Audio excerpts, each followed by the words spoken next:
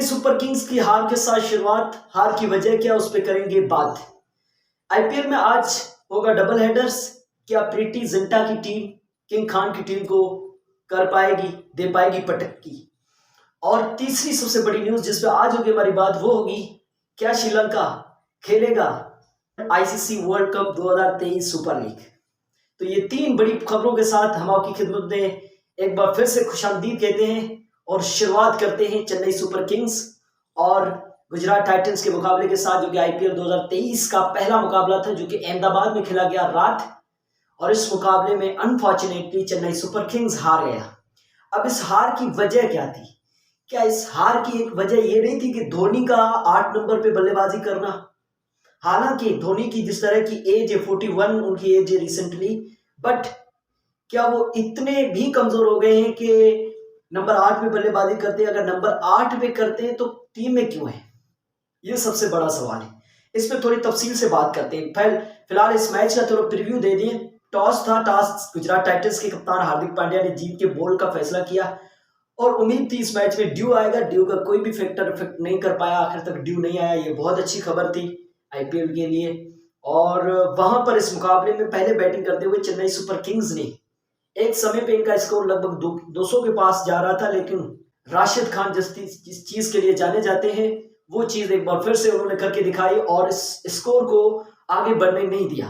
राशिद खान ने एक बहुत ही कसी हुई बॉलिंग की और सिर्फ 26 रन देकर 2 विकेट लिए और बहुत ही इंपॉर्टेंट विकेट, जहां पे एक पार्टनरशिप जम रही थी तेजी के साथ मोइन अली और ऋतुराज गायकवाड़ के बीच दूसरी विकेट पे, उसको ब्रेक भी किया। और उसके साथ साथ उसने पूरी गेम को है वो चेंज करके रख दिया। और उसके बाद जिस तरह से दूसरे बॉलर्स ने, जिन्होंने पहले ओवर में किसी ने 18 रन दिए हुए थे, किसी ने 15 रन दिए हुए थे, जब उनका कोटा पूरा हुआ तो वो रन उतने ज्यादा नहीं थे, 30, 32, 33 रन थे। जिस तरह से बॉलर्स ने कमबैक किया वो बहुत जबरदस्त था गुजरात टाइटंस का। तो गुजरात टाइटंस ने जो 200 के ऊपर स्कोर जा रहा था एक समय पे, उसको 178 तक महदूद कर दिया। वो भी धोनी की वजह से ये 178 हुआ, क्योंकि धोनी ने जिस तरह से आखिर में वो हाथ मारे उसकी वजह से ये स्कोर 178 तक गया। नहीं तो जिस तरह से बल्लेबाजी शिवम दुबे और दूसरे खिलाड़ी कर रहे थे, बहुत से लोग खेल रहे थे, उससे स्ट्रोक लगे ही नहीं जा रहे थे, बल्ले में गेंद आ ही नहीं रही थी।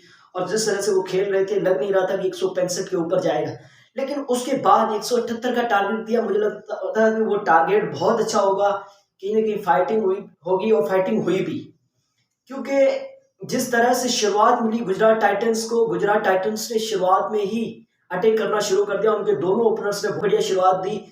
रिद्धिमान साहा 25 रन बनाकर आउट हुए, लेकिन हमारे टॉप 5 जो हमने कुछ दिन पहले वीडियो बनाई थी उसमें हमने टॉप 5 बैटर के नाम लिखे थे कि वो रन ज्यादा बनाएंगे इस आईपीएल में। उसमें से एक शुभमन गिल भी थे। शुभमन गिल ने एक बार फिर से जबरदस्त बैटिंग करते हुए 63 रनों की पारी खेली और वो आउट हो गए। उसके बाद इनिंग को संभाला विजय शंकर ने उस इनिंग को संभाला, लेकिन आखिरकार ये मुकाबला फंसा। जब आखिरी 2 ओवरों में 23 रन चाहिए थे तब विजय शंकर भी आउट हो गए, लेकिन उसके बाद 3 गेंदों पे 10 रन बना के राशिद खान ने इस मुकाबले को 3 गेंदें पहले रहते हुए इस मुकाबले को खत्म कर दिया। और इसके साथ साथ अपनी पहली जीत हासिल कर ली है गुजरात टाइटंस ने पहले मुकाबले में। जहां पे उन्होंने पिछला टूर्नामेंट छोड़ा था वहां से उनकी शुरुआत हुई है, जबरदस्त शुरुआत हुई है। चेन्नई की जानिब से पूरी इनिंग की अगर हम बात करें तो चेन्नई की जानिब से सिवाय ऋतुराज गायकवाड़ के अगर आप स्कोर कार्ड देखोगे तो कुछ खास वहां पे अच्छा नहीं हुआ था। ऋतुराज गायकवाड़ के 92 थे 50 गेंदों पे। उसके अलावा किसी भी बैट्समैन ने आई थिंक 30 प्लस भी रन नहीं बनाए। 23 रन दूसरा सेकंड हाईएस्ट स्कोर था, वो था मोइन अली का। धोनी ने आखिर में 15 रन जरूर बनाए, लेकिन वो बहुत देर से आए, 8वें नंबर पे बल्लेबाजी करने आए। मुझे लगता है ये एक बहुत बड़ी वजह थी कि चेन्नई सुपर किंग्स की हार की।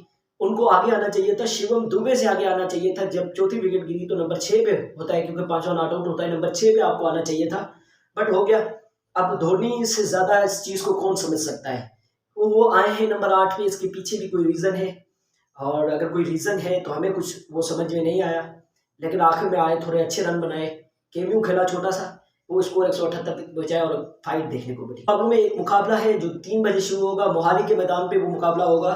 प्रीति जिंटा की टीम पंजाब किंग्स और शाहरुख खान किंग की टीम कोलकाता नाइट राइडर्स के बीच में ये मुकाबला बहुत जबरदस्त होगा। दोनों टीमें जो है वो इंजरी कंसर्न से मुतासर हैं।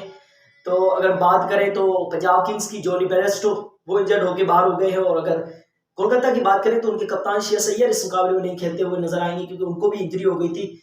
तो ये मुकाबला भी एक बहुत ही कांटे का मुकाबला होने की उम्मीद है, क्योंकि जिस टीम में रसल होंगे और रसल मसल के सामने जो है राजा पस्का होंगे, शाहरुख खान जिस तरह से हिट मारते हैं, ओपन करेंगे शिखर धवन के साथ, तो बहुत ही एक्साइटिंग मैच होगा। लियाम लिविंगस्टोन का अभी भी कंसर्न है इंजरी का, हो सकता है खेले, हो सकता है ना खेले। अब वो क्या होता है वहां पे भी नजर रहेगी। और दूसरा मुकाबला जो आज डबल हेडर में वो लखनऊ में होगा, Lucknow super giants versus Delhi Capitals के बीच में।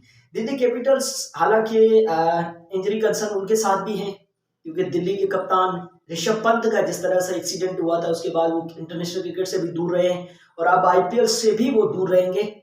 तो वो इस मैच में हो सकता है कि एक टर्निंग पॉइंट और एक बहुत बड़ा इफेक्ट साबित हो सकते हैं दिल्ली कैपिटल्स के लिए। जिस तरह से दिल्ली का परफॉर्मेंस रहा है पिछले 3-4 साल में, ट्रॉफी उनके करीब आई लेकिन वो हाथ नहीं लगी, और हाथ लगी पर मुंह ना चली, वो वाली बात होगी। लेकिन खैर इस मुकाबले में भी एक्साइटिंग लेवल और फाइटिंग की बहुत ज़्यादा उम्मीदें हैं। तो ये दो आईपीएल के आज के मुकाबले हैं। अब हम जिस चीज़ की बात करने जा रहे हैं वो बहुत इंपॉर्टेंट बात है, और वो बात है श्रीलंका खेल सकता है ICC men's ODI world cup 2023 के क्वालिफायर्स खेलने का मतलब होता है, जो कि अब नया रूल है, जो भी आईसीसी ओडीआई मुकाबले होते हैं वो आईसीसी ओडीआई सुपर लीग के तहत होते हैं। उसमें 8 टीमें होती हैं, वो ऑटोमेटिक वहां पे आपकी पॉइंट्स के बेस पे क्वालिफाई कर जाती हैं। उसमें एक आपका होस्टिंग होता है, उसको भले ही पॉइंट्स ना हो वो तो ऑटोमेटिक हो जाता है, और बाकी जो टीम्स होती हैं साथ वो अपने सुपर लीग पॉइंट्स के हिसाब से जाती है। लेकिन श्रीलंका वहां पे थोड़ा पीछे रह गया। आखिरी मैच था कल न्यूजीलैंड के साथ, वो मुकाबला भी श्रीलंका हार गया अनफॉर्चुनेटली। श्रीलंका ने पहले बैटिंग करते हुए 157 रन बनाए, पूरी टीम ऑल आउट हो गई 41.3 ओवर के बाद। पाथुम निशंका एक बल्लेबाज थे जिन्होंने 57 रन बनाए, उसके अलावा किसी भी बैट्समैन ने कुछ नहीं किया, और श्रीलंका की पूरी टीम 157 रनों पे ऑल आउट हो गई। 31 रन आखिरी में जरूर खेले थे उनके कप्तान डार्सन शनाका ने। न्यूजीलैंड की जानिब से बॉलिंग करते हुए एट हेनरी ने और हेनरी सिफली ने 3-3 विकेटें ली, और टारगेट का पीछा करते हुए न्यूजीलैंड ने इस टारगेट को 31.3 ओवर के बाद 5 ओवर के बाद हासिल कर दिया, वेलियन की 86 और हेनरी निकल्स के 41 नाबाद रनों के साथ। तो ये मुकाबला जो है वो जीतने के साथ विलियम को उनकी शानदार बल्लेबाजी के ऊपर 113 गेंद में 86 रनों की पारी के ऊपर उनको मैन ऑफ द मैच दिया गया। तो अब श्रीलंका को जो पॉइंट्स चाहिए थे, ये मुकाबला जीतना चाहिए था, वो मुकाबला उन्होंने जीता नहीं। तो अब उनको क्वालिफायर्स खेलना पड़ेगा ICC men's ODI world cup 2023 का। तो वहां पे भी क्या होता है, क्या श्रीलंका वहां पे जीत पाएगा? जिस तरह से उनका परफॉर्मेंस रह रहा है पिछले कुछ सालों से, वो दिन ब दिन नीचे गिरता जा रहा है, वहां पे कुछ इंप्रूवमेंट हुआ नहीं अभी तक।